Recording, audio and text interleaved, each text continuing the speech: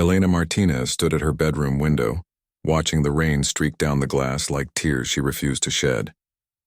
At 23, she had dreams of becoming a teacher, of traveling the world, of finding love on her own terms. Instead, she was trapped in a nightmare that began 3 months ago, when her father's restaurant empire crumbled under mysterious circumstances. The knock on her door made her jump. Her mother entered without waiting for permission, her face pale and drawn. "Elena, we need to talk." "If this is about the wedding again, I won't do it," Elena said firmly, turning away from the window. "I won't marry a stranger just to save Papa's business." Her mother sat heavily on the bed, looking older than her 50 years. "It's not just about the business anymore, mija. Your father owes money to very dangerous people. If you don't marry Antonio Romano, they will hurt our family." Elena's blood ran cold. She had heard whispers about the Romano family, about their influence in the city, but she never imagined her family would become entangled with them. "What kind of people, Mama?" "The kind who don't accept no for an answer," her mother whispered, tears streaming down her cheeks. "Your father made deals he couldn't keep. Now Antonio Romano has offered to clear all debts in exchange for your hand in marriage." The room spun around Elena. She gripped the windowsill for support. "But I've never even met him. How can Papa promise me to someone I don't know?" "He's a successful businessman," her mother said quickly. "Very wealthy, very powerful. He could give you a good life." Elena laughed bitterly. A good life? As property traded to settle debts? That evening, Elena met her father in his study. The once proud man looked broken, surrounded by stacks of papers and empty bottles. When he looked up at her, she saw fear in his eyes. "Papa, tell me the truth about Antonio Romano," she demanded. Her father's hands shook as he poured another drink. "He's not what he seems, Elena. On the surface, he owns restaurants, hotels, legitimate businesses. But underneath..." He trailed off, unable to finish. "Underneath what?"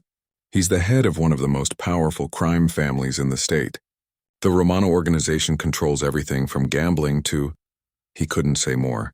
Elena felt sick. "And you're giving me to this criminal?" "I had no choice." Her father exploded, then immediately lowered his voice. "They threatened to kill me, to hurt you and your mother. At least this way you'll be protected as his wife." The next morning brought an unexpected visitor. Elena was helping her mother in the kitchen when a black car pulled up outside their modest home. A tall, elegant woman in expensive clothes emerged, flanked by 2 men in dark suits. "That's Mrs. Romano," her mother whispered. "Antonio's mother." Mrs. Romano entered their home like she owned it, her sharp eyes taking in every detail. She was beautiful in a cold, calculating way, with silver hair pulled back severely and jewelry that probably cost more than Elena's family made in a year. "So you're the girl my son has chosen," she said, circling Elena like a predator studying prey. "You're prettier than the photos, but beauty fades. What else do you offer the Romano family?" Elena lifted her chin defiantly. "I offer nothing because I haven't agreed to this marriage."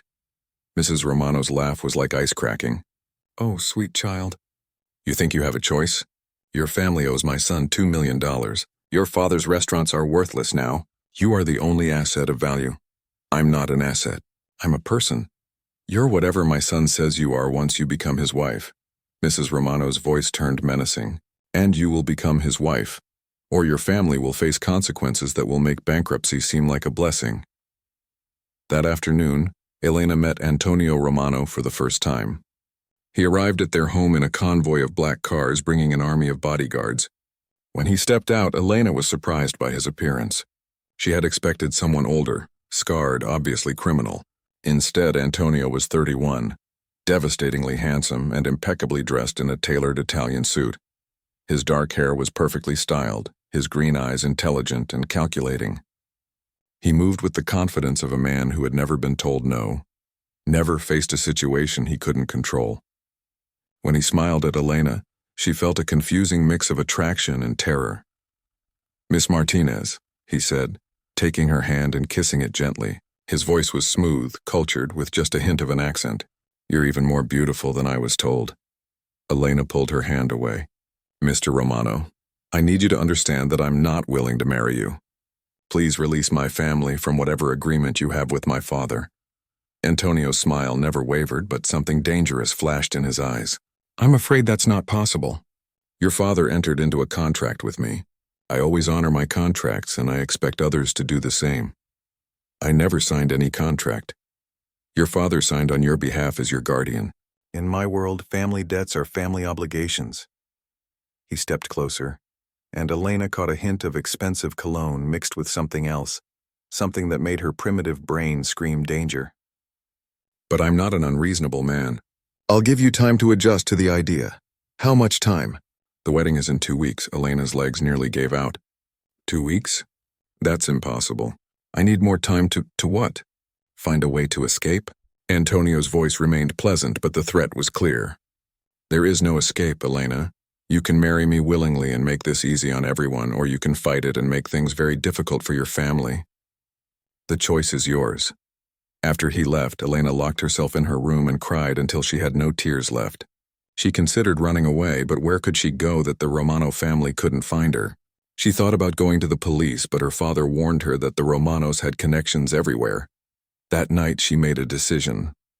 She would marry Antonio Romano, but she would find a way to protect herself and discover his secrets. If she was going to be trapped in this marriage, she would learn everything she could about her future husband's dark world. Knowledge would be her weapon, patience her strategy. Elena stared at her reflection in the mirror, practicing the smile she would wear as a bride. She didn't know that Antonio Romano had his own secrets, his own reasons for this marriage that had nothing to do with her father's debts. She didn't know that he had been watching her for months before her father ever owed him money. Most importantly, she didn't know that the man she was being forced to marry was falling in love with her, and that his love might be the most dangerous thing of all.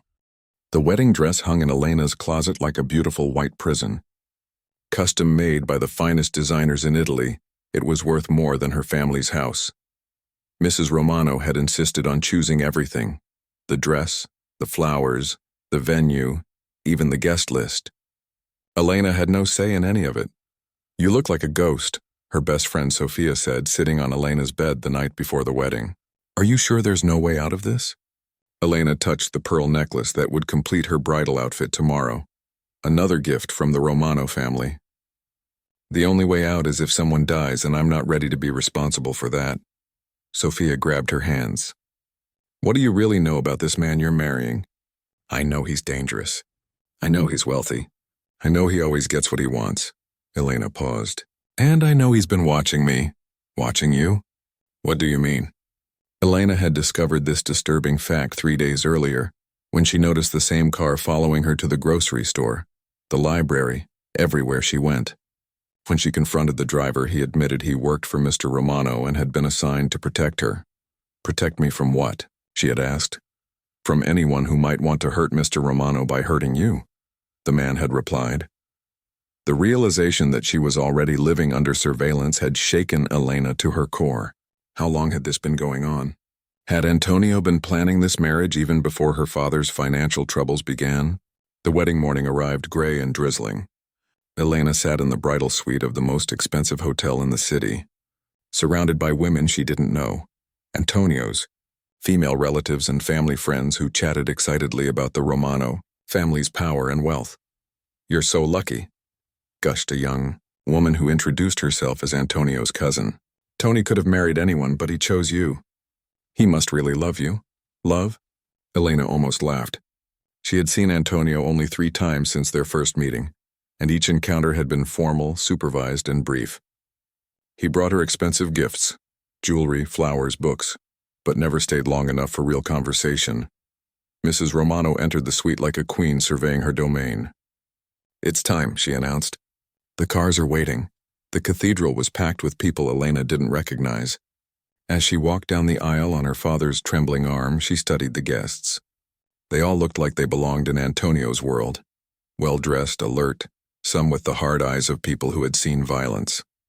Antonio stood at the altar looking magnificent in his black tuxedo. When their eyes met, she saw something unexpected: nervousness.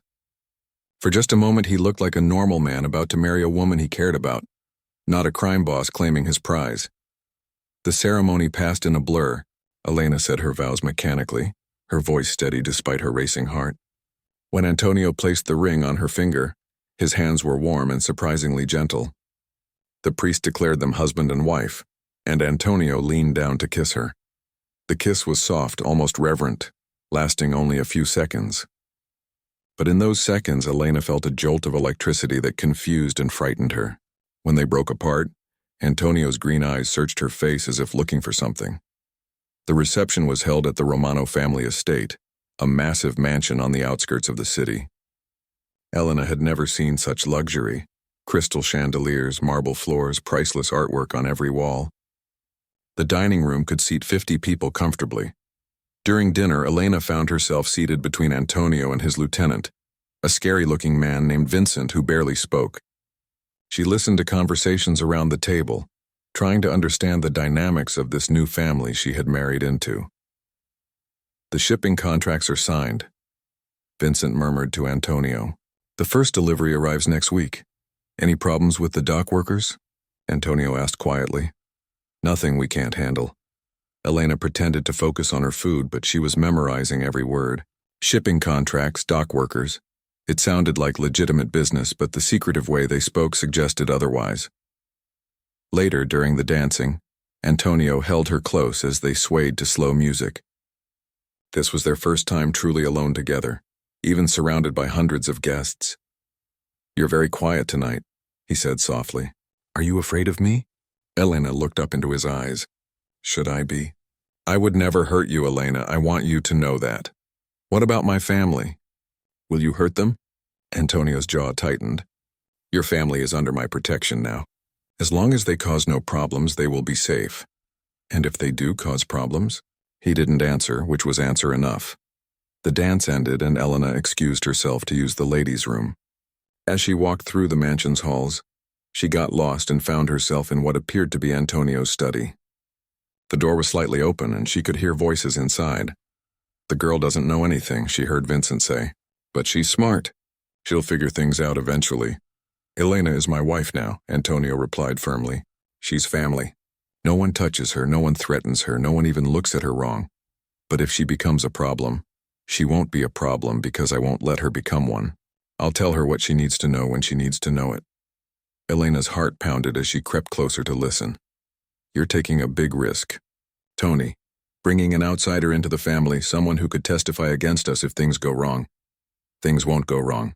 And Elena isn't just anyone, she's my wife." "That means something." Vincent's voice turned cold. "Your father never would have made this mistake. He never would have let emotions cloud his judgment." The sound of a chair scraping across the floor made Elena jump. She hurried back toward the ballroom, her mind racing. What had she just heard? Testify against them? What did they do that was so terrible? When she returned to the reception, Antonio was looking for her. "There you are. I was worried. I got lost," she said truthfully. "This house is enormous." "Our house," he corrected gently. "You live here now." The words hit Elena like a physical blow. In all the stress of the wedding preparations, she hadn't really thought about what would happen after. Of course she would live with her husband. But the idea of being alone in this mansion with Antonio and his dangerous associates terrified her. As the evening wound down, Elena's family said their goodbyes. Her mother cried as she hugged her daughter. "Be careful, Mia," she whispered. "Be smart, but don't be too smart if you understand me." Elena understood perfectly. Learn what you can, but don't let them know you're learning. Finally, the last guest departed, and Elena found herself alone with Antonio in the mansion's grand foyer. The silence was deafening after hours of music and conversation. "Would you like to see your rooms?" Antonio asked politely. "My rooms? I thought you might prefer privacy while you adjust to being here." "You have your own suite. Bedroom, sitting room, private bathroom. My rooms are down the hall if you need anything." Elena was surprised and relieved. She had feared he would expect immediate intimacy. "Thank you. That's very considerate." As they walked through the mansion, Antonio pointed out various rooms: the library, the gym, the indoor pool. Everything was beautiful and expensive, but Elena felt like she was touring a luxurious prison. Her suite was bigger than her family's entire house. The bedroom had a king-sized bed with silk sheets. The sitting room had a fireplace and comfortable chairs, and the bathroom had a marble tub big enough for 3 people. "Mrs. Chen will be your personal assistant," Antonio said, gesturing to an older Asian woman who had been waiting for them. "She'll help you with anything you need, shopping, scheduling, whatever makes you comfortable." After Antonio left, Mrs. Chen helped Elena out of her wedding dress and into a silk nightgown. As Elena sat at the vanity brushing her hair, she caught Mrs. Chen's eyes in the mirror. "How long have you worked for the Romano family?" Elena asked. 22 years, Mrs. Chen replied carefully. "Since Mr. Antonio was a boy." "What's he really like?" "When no one else is around?" Mrs. Chen hesitated before answering. "Mr. Antonio is not like his father. He has a good heart, but he lives in a dangerous world. Sometimes good hearts must do dark things to protect the people they love." That night, Elena lay awake in her enormous bed, staring at the ceiling. She was married to a man she barely knew, living in a house full of secrets, surrounded by people who could kill her without blinking. But she was alive, her family was safe, and she had just learned something important about her new husband. Antonio Romano had a good heart, even if it was wrapped in darkness. That gave her hope that maybe, just maybe, she could find a way to survive in his world. Elena had been Mrs. Romano for 3 weeks, and she was slowly learning the rhythms of her new life. Antonio left early each morning for his business meetings, and often didn't return until late evening. During the day, she was free to explore the mansion and grounds, but she was never truly alone. There were always guards nearby, always someone watching. She had started keeping a journal hidden behind books in the library. In it, she recorded everything she observed: the names of visitors, overheard conversations, the patterns of Antonio's business. She didn't know what she would do with this information, but it made her feel less helpless. On a Thursday morning, Elena was reading in the garden when she heard shouting from inside the house. She crept closer to the open window of Antonio's study and heard voices raised in anger. "You're getting soft, Tony," a man was yelling. "This marriage has made you weak." "Watch your mouth, Rico." Antonio's voice was dangerously quiet. "My personal life doesn't affect my business. Doesn't it? You used to be ruthless. Now you're worried about what your pretty little wife might think. The other families are starting to notice." Elena pressed closer to the wall, her heart racing. "The other families should worry about their own affairs," Antonio replied coldly. "My methods get results. That's all that matters. Your father would have handled the Chicago situation differently. He would have sent a message that couldn't be ignored. My father is dead and I run this family now. We do things my way." There was a long silence, then the sound of a door slamming. Elena hurried back to her chair and pretended to read, but her mind was spinning. Chicago situation? What kind of message? And what did Rico mean about Antonio getting soft? That evening, Antonio joined Elena for dinner for the first time since their wedding. Usually, he ate in his study while working, but tonight he seemed determined to play the role of attentive husband. "How was your day?" he asked, cutting his steak with precise movements. "Quiet," Elena replied carefully. "I spent most of it reading in the library. You have an impressive collection of books. My mother was a literature professor before she married my father. She insisted on a proper education for me, even after." He trailed off. Even after what?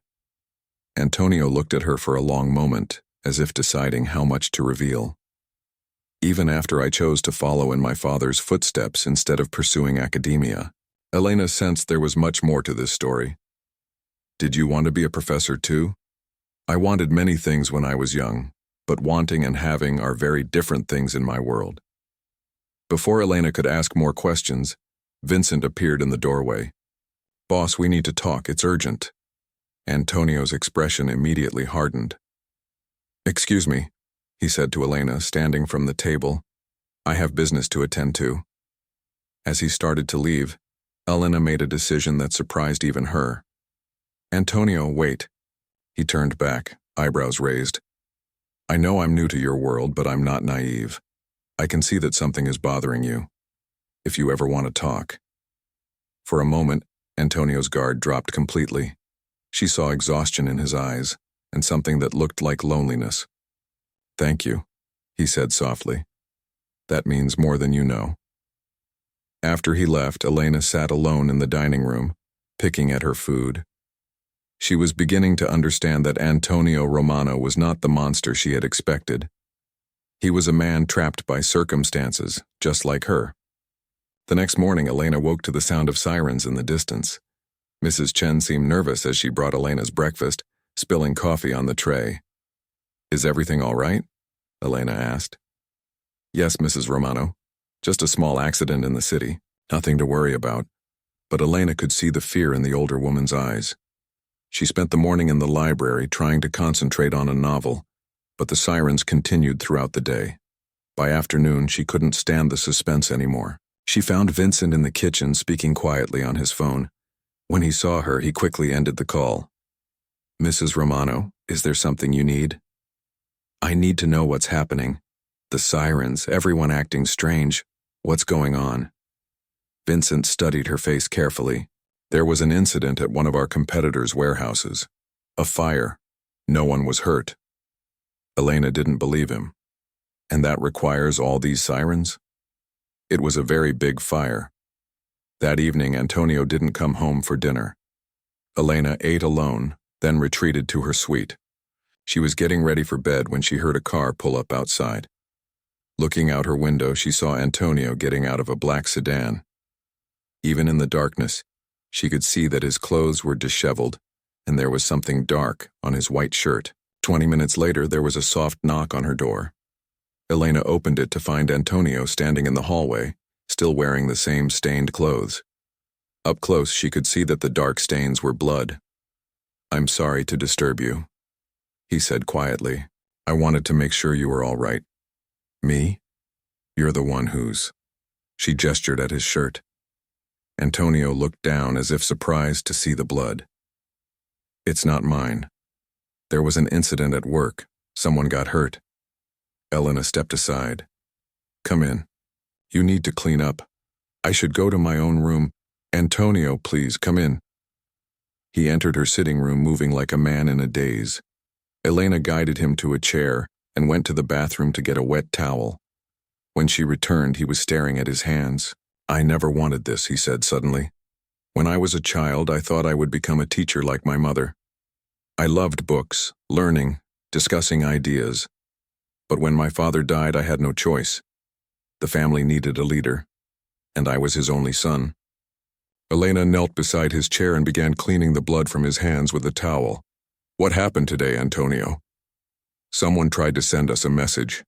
They burned down one of our legitimate warehouses and killed the night watchman, an old man with grandchildren. They wanted us to know they could strike at us anywhere, anytime. So you sent a message back." Antonio nodded grimly. "I went to see the man responsible. I tried to reason with him, to work out a peaceful solution, but he laughed at me.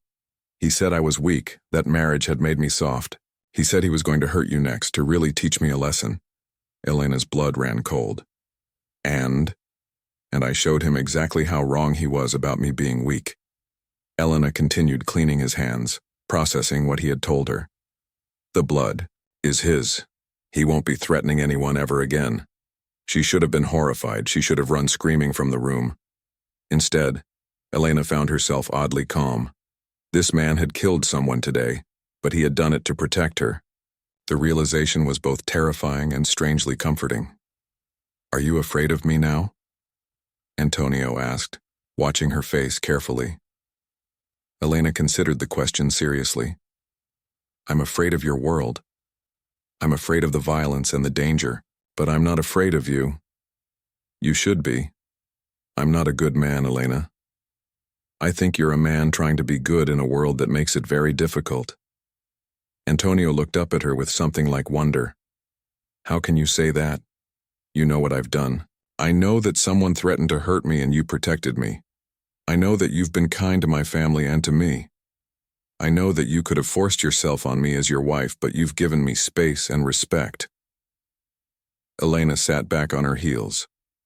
"You're not the monster I expected to marry. Maybe I haven't shown you that side of me yet." Elena met his eyes steadily. "Maybe you never will." They sat in silence for several minutes, the blood-stained towel forgotten in Elena's hands. Finally, Antonio stood. "I should let you rest. Thank you for..." He gestured helplessly. "For what? For not running away screaming? For treating me like a human being instead of a monster?" After he left, Elena sat in her chair for a long time, thinking about the man she had married. Antonio Romano was a killer, a criminal, a dangerous man who controlled a vast illegal empire. But he was also someone who had been forced into a life he never wanted, someone who carried the weight of violence on his shoulders and hated himself for it. She was beginning to understand that her husband was not her captor. He was as trapped as she was, just in a different kind of prison. And despite everything she knew about him, despite the blood on his hands and the darkness in his world, Elena was starting to care about him. The thought should have terrified her. Instead, it gave her a strange sense of purpose. If they were both trapped in this life, maybe they could find a way to survive it together. 2 months into their marriage, Elena and Antonio had developed an unusual routine. They shared breakfast each morning, discussing books, current events, and anything except his business. In the evenings, they often had dinner together, and Antonio would tell her stories about his childhood before his father's death changed everything. Elena was surprised to discover that her husband was brilliant, well-read, and surprisingly funny when he allowed himself to relax. She began to see glimpses of the man he might have been in a different life, the professor he had wanted to become, but their peaceful routine was shattered on a Tuesday morning when Elena woke to find the mansion in chaos. Armed men she didn't recognize were stationed throughout the house, and Vincent was barking orders into his phone. When she came downstairs for breakfast, she found Antonio in his study, surrounded by maps and photographs. "What's happening?" she asked from the doorway. Antonio looked up, his face grim. "We have a problem. Someone has been giving information about our operations to the FBI. We think there's an informant in the family." Elena's stomach dropped.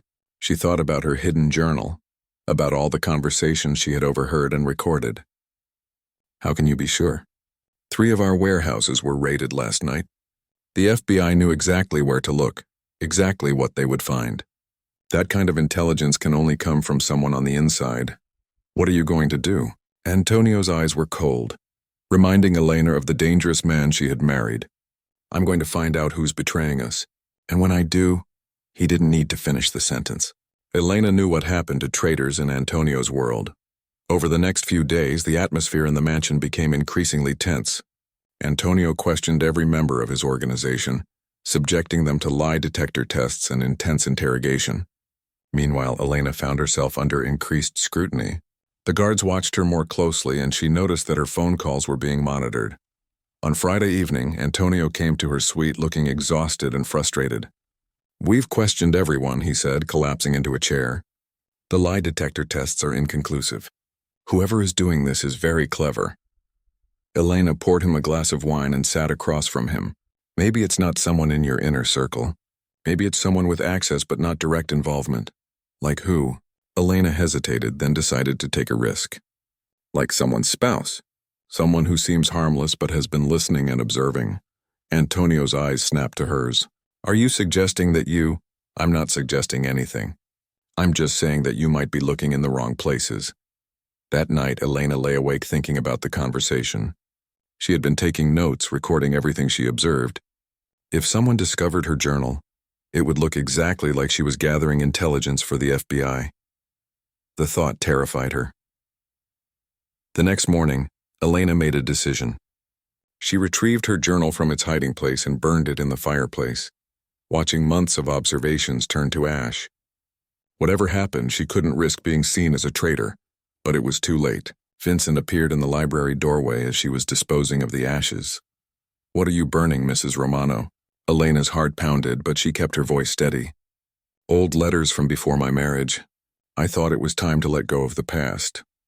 Vincent studied her face carefully but said nothing. As he left, Elena knew she was in serious trouble. That evening, Antonio was late for dinner. When he finally arrived, he wasn't alone. Vincent and 2 other men Elena didn't recognize accompanied him into the dining room. "Elena, we need to talk," Antonio said quietly. She looked around the room at the stern faces surrounding her. "About what?" Vincent stepped forward, placing a manila folder on the table in front of her. "About this." Elena opened the folder with trembling hands. Inside were photographs, pictures of her at the library, at the grocery store, having coffee with Sophia. But there were also photos of her writing in her journal, taken through the library window with a telephoto lens. "We've been watching everyone," Vincent said coldly. Everyone. Including you? Elena's mouth went dry. I can explain. You've been documenting our activities, recording conversations, making detailed notes about our business operations, Vincent continued. That's exactly what an FBI informant would do. I'm not working for the FBI, Elena protested, looking desperately at Antonio. You have to believe me. But Antonio's face was a mask of cold fury. Then why were you keeping records? Why were you writing down everything you heard? Elena realized that the truth would sound just as damning as any lie. I was scared, she said finally. I was trying to understand your world, to protect myself. I thought if I knew what was happening, I could stay safe. Or you could sell that information to the highest bidder, Vincent suggested. No, I would never. Elena turned to Antonio, pleading with her eyes. You know me. You know I would never betray you, do I? Antonio's voice was deadly quiet. We've been married for 2 months. I barely know you at all. The betrayal in his voice hit Elena like a physical blow. After all their conversations, all the moments of connection they had shared, he still saw her as a stranger, a potential enemy. I burned the journal, she said desperately. If I was working for the FBI, why would I destroy evidence? Maybe because you thought you were being watched, Vincent replied. Maybe because you already passed the information along. Elena realized that anything she said would be turned against her. In Antonio's world, trust was a luxury no one could afford, and she had just learned that lesson the hard way. What happens now? She asked quietly. Antonio and Vincent exchanged glances. Now we find out the truth, Antonio said. Vincent has some questions for you. Elena's blood turned to ice. She had heard enough whispered conversations to know what Vincent's questions involved, and it wasn't just talking. Please, she whispered, looking at Antonio.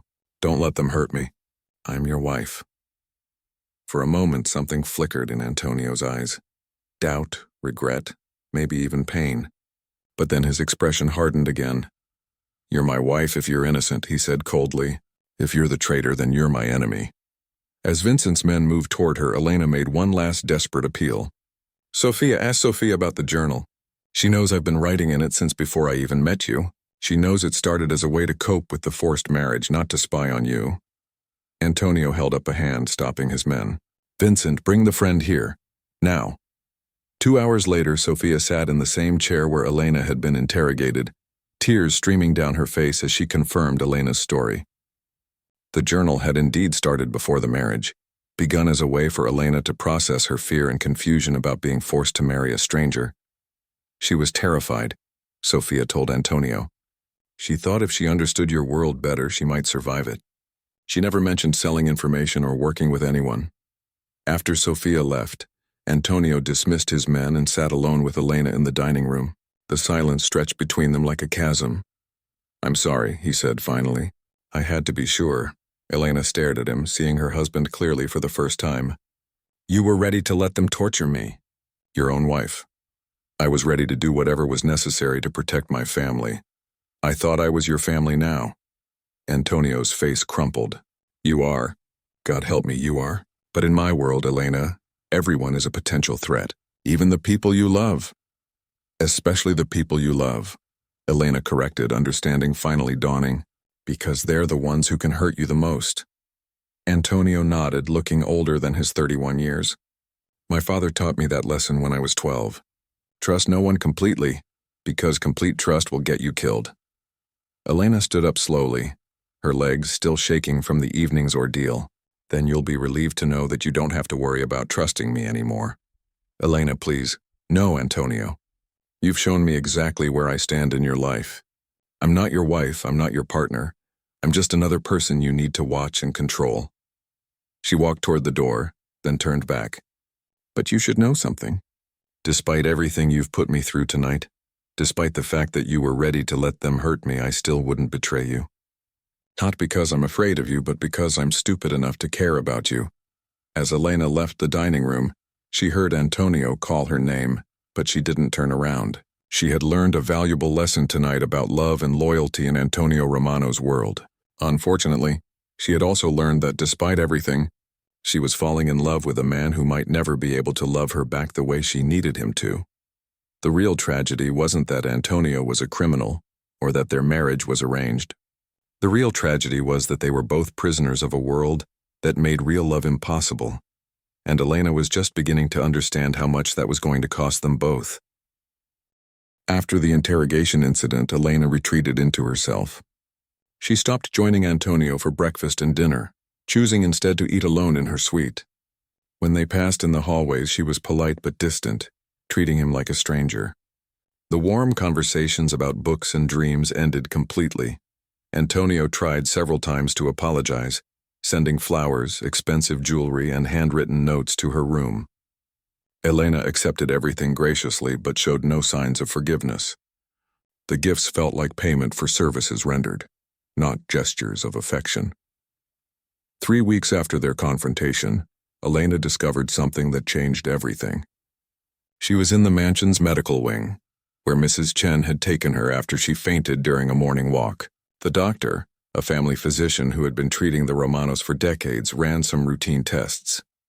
"Congratulations, Mrs. Romano," Dr. Martinez said with a smile. "You're pregnant. About 6 weeks along." Elena stared at him in shock. "That's impossible. My husband and I. We haven't." Then she remembered their wedding night when she had been too emotional and too drunk on wine to think clearly. They had shared one night together, one moment of connection that she had tried to forget in the weeks that followed. The news hit her like a physical blow. She was carrying the child of a man who didn't trust her. In a world where children were raised to become killers or victims, the thought terrified her. When she returned to her suite, Elena found Antonio waiting for her, pacing like a caged animal. Mrs. Chen had obviously told him about the doctor's visit. "Is it true?" he asked without preamble. Elena nodded, unable to speak. Antonio sat down heavily, running his hands through his hair. "Elena, I don't," she said quietly. "Don't say anything. I need time to think." That night, Elena made a decision that surprised even her. She couldn't bring this child into Antonio's world of violence and betrayal. She had to leave, had to find a way to disappear and raise her baby somewhere safe. She began planning carefully. Elena contacted Sofia in secret, asking her to research new identities and safe passage out of the country. She started hiding small amounts of cash from her household allowance. Most importantly, she began paying attention to the mansion's security patterns, looking for weaknesses. But Elena underestimated how closely she was being watched. Vincent had never fully trusted her, and her recent behavior had made him even more suspicious. He reported her activities to Antonio, who confronted her a week later. "Planning a trip?" Antonio asked, entering her suite without knocking. In his hands were the documents Sofia had obtained: fake passports, birth certificates, airline tickets to Ireland. Elena's heart sank, but she lifted her chin defiantly. "If I am, what are you going to do about it?" "Stop you. You're carrying my child, Elena, my heir. You're not going anywhere. This baby isn't your heir. This baby is an innocent person who deserves a normal life, not one surrounded by guns and violence." Antonio's eyes flashed dangerously. "That baby is a Romano. That means something in this world. It means the child will be a target from the moment it's born. It means growing up afraid, never knowing who to trust, never feeling safe. It means growing up protected, powerful, respected. It means growing up like you did." Elena exploded. "Look at yourself, Antonio. Look what this life has done to you. You can't trust anyone, you can't show weakness, you can't even love your own wife without wondering if she's going to betray you." The words hung in the air between them like a weapon. Antonio's face went pale, and for a moment Elena saw the hurt in his eyes before his mask slipped back into place. "You don't understand," he said quietly. "This is the only world I know. It's the only world where I can keep you safe." "Safe?" Elena laughed bitterly. 3 weeks ago you were ready to let Vincent torture me because you thought I was a traitor. That's your idea of keeping me safe. I was protecting the family, you were protecting your empire. There's a difference, Antonio, and the fact that you can't see it is exactly why I need to leave." Antonio walked to the window, staring out at the grounds he controlled absolutely. "You can't leave, Elena. Even if I wanted to let you go, which I don't, the other families would see it as weakness. They would come after you and the baby to get to me." "Then come with us," Elena said desperately. "We could disappear together, start over somewhere new. You could be the teacher you always wanted to be.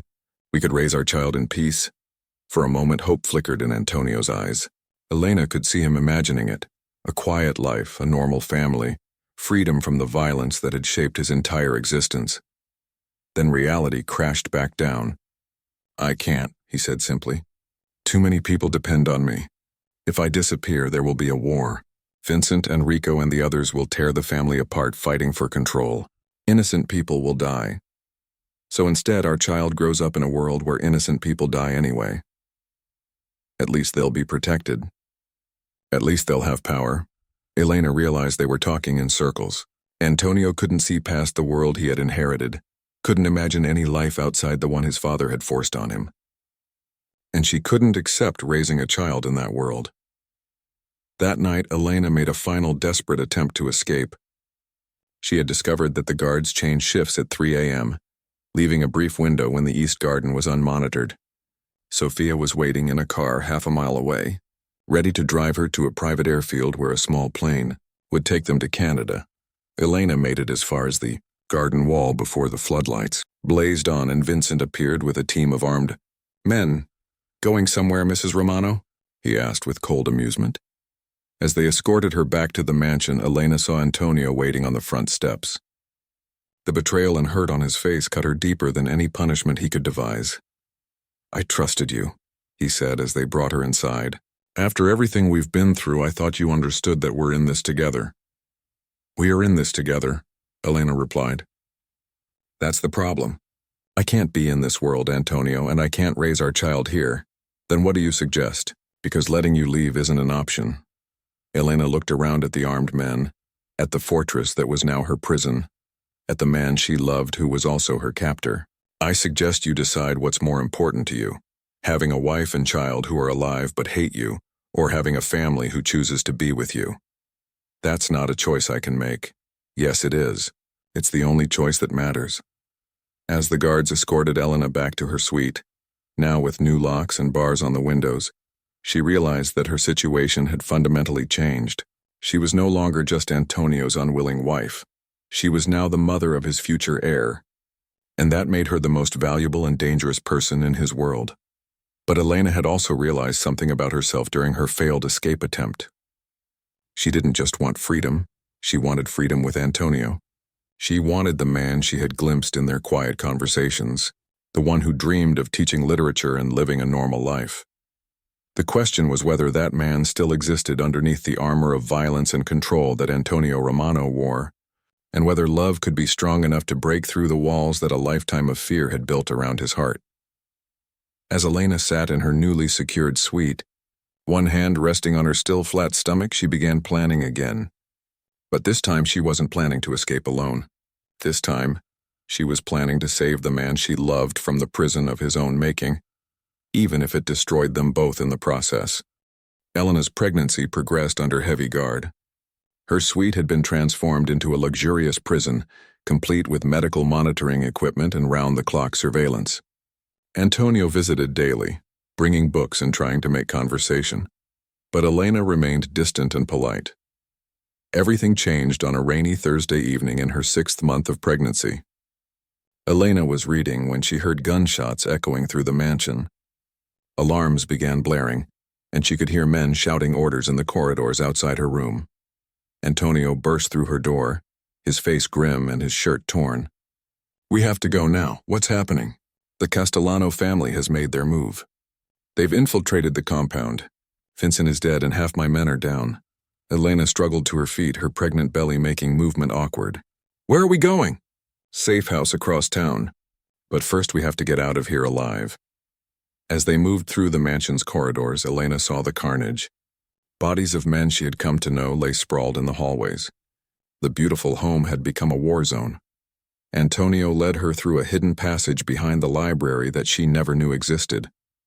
They emerged in the garage where an armored car was waiting with the engine running. As they climbed in, bullets shattered the garage windows. "Drive!" Antonio shouted to the driver, a young man Elena didn't recognize. As they raced through the city streets, Antonio was constantly on his phone, trying to coordinate with his remaining men. Elena listened in growing horror as he learned the extent of the attack. The Castellano family hadn't just targeted the mansion. They had hit all of Antonio's businesses simultaneously, crippling his entire organization in one coordinated strike. "How many of our people are left?" Antonio asked into the phone. "Maybe 20%, boss.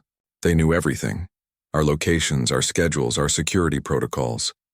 Elena saw the moment when realization hit Antonio. Someone had betrayed them again. Someone with access to all their secrets. His eyes met hers in the rearview mirror, and she saw the terrible question forming. "It wasn't me," she said quietly. "I know you're thinking it, but it wasn't me." "I know," Antonio replied, but she could hear the doubt in his voice. They spent 3 days hiding in a cramped apartment above a pizza restaurant, one of Antonio's few remaining safe houses. During this time, Elena watched her husband slowly come apart. Phone calls brought increasingly bad news. More dead soldiers, more captured territory, more betrayals from people he had trusted. On the third night, as they sat in the dark to avoid being seen through the windows, Antonio finally broke. "It's over," he said quietly. "Everything my father built, everything I've tried to protect, it's gone." Elena moved closer to him on the worn sofa.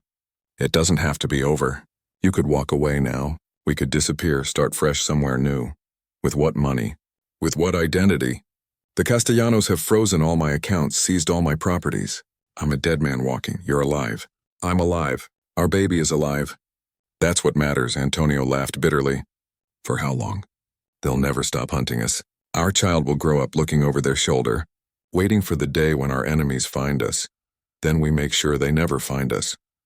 Over the next few hours, Elena laid out a plan she had been developing in secret.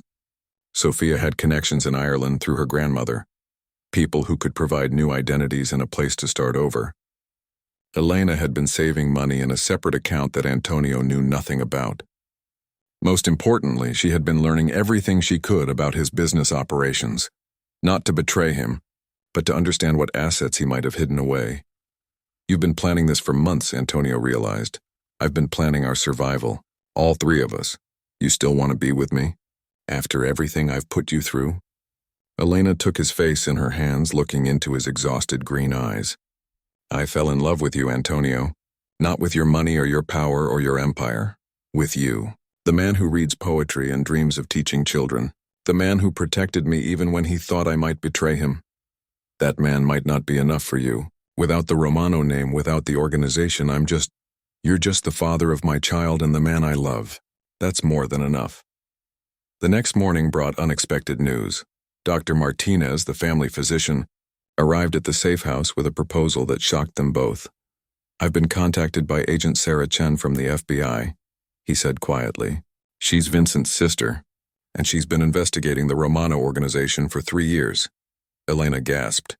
Mrs. Chen, her personal assistant, had been an FBI agent all along.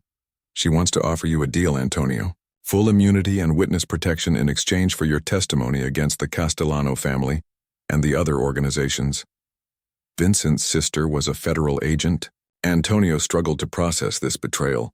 She joined the FBI after Vincent recruited her brother into the family. She's been trying to bring down the entire network from the inside. When she learned about the pregnancy, she convinced her superiors that protecting your family was worth offering immunity. Elena felt a strange mix of betrayal and relief. Mrs. Chen had been watching her, reporting on her, but she had also been protecting her in her own way. "What kind of life would we have in witness protection?" Antonio asked. "A quiet one," Dr. Martinez replied. "New names, new location, legitimate jobs. Your child would grow up normal, safe." That evening, as Elena and Antonio sat on the apartment's small balcony, watching the sun set over the city, they made their decision. "I'm tired of being afraid," Antonio said softly. "Tired of looking over my shoulder. Tired of not being able to trust anyone. I want our child to have the childhood I never had." 3 months later, Elena gave birth to a healthy baby girl in a hospital in rural Oregon. Antonio held his daughter for the first time as Michael Thompson, high school literature teacher, not Antonio Romano, crime boss. Elena watched her husband, now legally her husband in every sense, cradling their baby and reading her poetry in the same voice that had once ordered executions. The transformation wasn't complete and probably never would be. He still jumped at unexpected sounds, still automatically scanned every room for exits, still woke up some nights in a cold sweat from nightmares about his old life. But he was trying. He coached the school's debate team and helped struggling students with their essays. He came home every evening to a small house with a white picket fence, where his wife cooked dinner, and his daughter crawled around on clean carpet, safe from the violence that had once defined their world. On their daughter's first birthday, as they sat in their backyard watching her take her first steps, Elena asked the question that had been on her mind for months. "Do you miss it? The power, the respect, the fear?" Antonio considered this carefully, as he did most questions now. "I miss the certainty," he said finally. "In that world, I always knew who I was and what I was supposed to do. Here I have to figure it out as I go. And that's harder? It's scarier. But it's also better."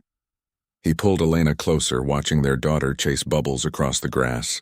"In my old life, I had everything except the things that actually mattered. Now I have everything I need." Elena smiled, remembering the terrified young woman who had been forced to marry a stranger 2 years ago. That woman could never have imagined this moment, this peace, this love, this normal life she had fought so hard to achieve. Their daughter laughed as she caught a bubble, and Antonio laughed with her, the sound free and genuine in a way that Elena had never heard before. In that moment, Elena knew that all the fear, all the struggle, all the pain had been worth it. They had both been prisoners once, she of circumstances, he of legacy and expectation. But love had been the key that unlocked their cells, and courage had been the strength to walk through the door into an uncertain but hopeful future. As the sun set behind their small house in Oregon, Elena realized that sometimes the greatest victory isn't conquering your enemies. It's saving the person you love from becoming someone they hate. And sometimes the most radical act of rebellion is simply choosing love over fear, hope over despair, and life over the living death of a world built on violence. Their story had begun with a forced marriage between strangers. It ended with a choice freely made between partners who had learned that true strength comes not from controlling others, but from trusting them enough to be vulnerable. In the end, that made all the difference.